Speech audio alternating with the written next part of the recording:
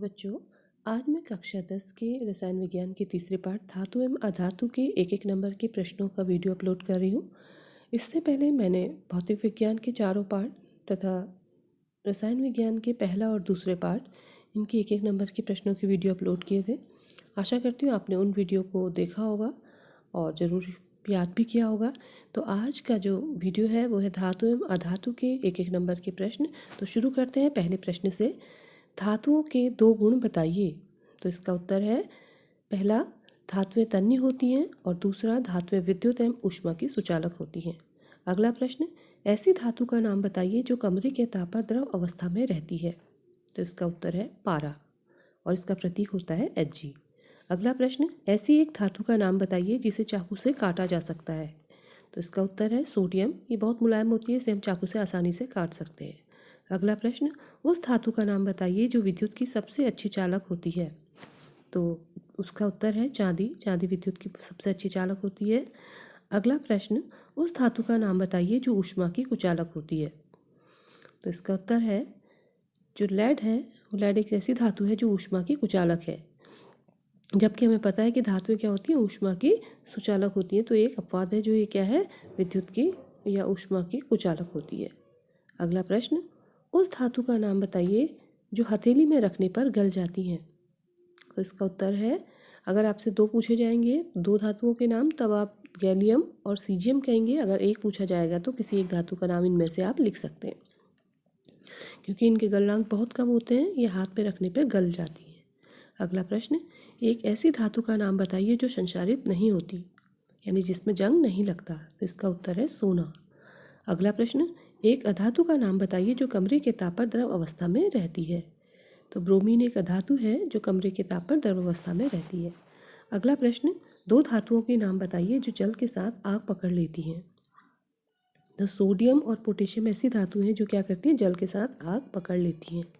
अगला प्रश्न, उन धातुओं के नाम बताइए जो जल में डालने के कुछ समय पश्चात इसमें तैरने लगती हैं और क्यों। तो इसका उत्तर है कैल्शियम और मैग्नीशियम ऐसी धातुएं हैं जो जल में डालने के कुछ समय पश्चात तैरने लगती हैं, क्योंकि इसमें उत्पन्न होने वाली हाइड्रोजन गैस के बुलबुले धातुओं की सतह से चिपक जाते हैं, जिससे ये तैरने लगती हैं, हल्की हो जाती हैं और तैरती हैं।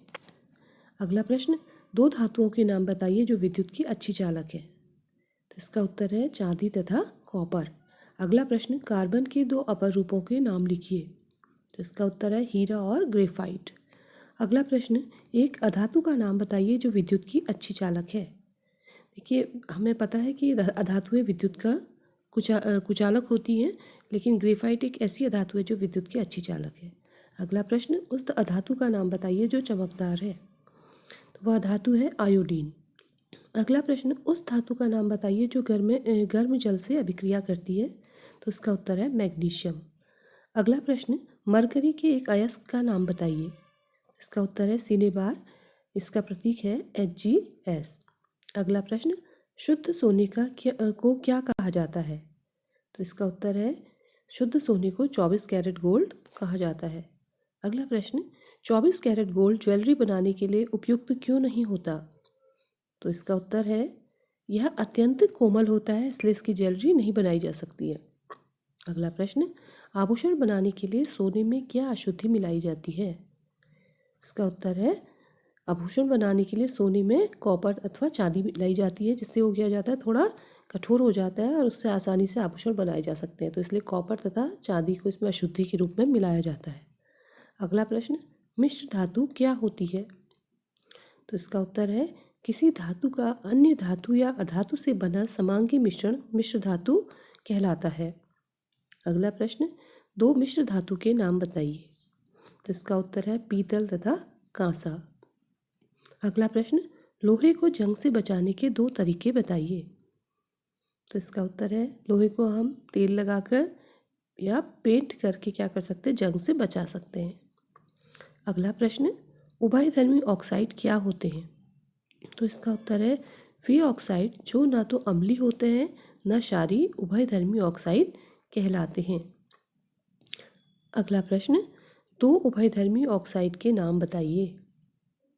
तो इसका उत्तर है कार्बन मोनोऑक्साइड, इसका प्रतीक है CO, और दूसरा है नाइट्रस ऑक्साइड यानी N2O।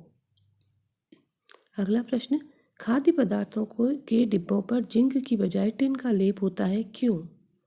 इसका उत्तर है क्योंकि टिन की अपेक्षा जिंक महंगा होता है, इसलिए जो डिब्बों पर लेप होता है वो टिन का होता है। अगला प्रश्न, अधातुएं ऑक्सीजन के साथ संयोग करके कैसे ऑक्साइड बनाती हैं?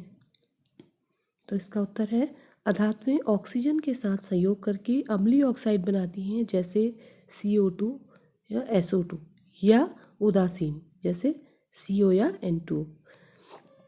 तो धातुएं जब भी ऑक्सीजन के साथ अभिक्रिया करेंगी या तो अम्लीय ऑक्साइड होंगे या फिर वो उदासीन होंगे। अगला प्रश्न, दो धातुओं के नाम बताइए जो तनु अम्ल से हाइड्रोजन को विस्थापित करती हैं तथा दो धातुएं जो ऐसा नहीं कर सकती हैं। तो इसका उत्तर है दो धातुएं जो तनु अम्ल से हाइड्रोजन को विस्थापित कर सकती हैं वो है जिंक तथा आयरन, और दो धातुएं जो तनु अम्ल से हाइड्रोजन को विस्थापित नहीं करती हैं वो है सोना तथा चांदी। तो इस पाठ के लगभग 1 नंबर के सभी प्रश्न मैंने इसमें लिए हैं। तो आशा करती हूँ ये प्रश्न आपके लिए काफ़ी हेल्पफुल होंगे। तो आप अगले वीडियो आने तक इन प्रश्नों को याद करिए, अपनी कॉपी पे नोट करिए। तब तक के लिए थैंक यू।